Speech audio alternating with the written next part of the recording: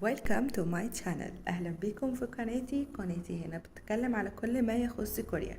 معانا فلوجات كتيرة، منها بيتكلم عن الفاشن وكذلك عن الكي فود، وما ننساش أبدا الكي كالتشر. اوعى تنسى ان انت تعملي لايك وشير وسبسكرايب، وتقدروا تتابعوني من خلال كل وسائل السوشيال ميديا. اشوفكم في الفيديو، يلا بينا. انيوم، ازيكم حلوين؟ عاملين ايه؟ يا رب تكونوا بالف خير. انا دينا من دينا تشانل. النهارده معانا فيديو جديد عن كوريا. ياي! هنعمل اكله من دراما. الاكله دي كلنا شفناها في دراما وكلنا بنحبها ونفسنا نجربها، فليه ما نعملهاش النهارده مع بعض؟ عارفه ان انتم متحمسين وعايزين نروح على الفيديو على طول، فيلا ما تنسوش تعملوا لايك وشير وسبسكرايب، ويلا بينا على الفيديو.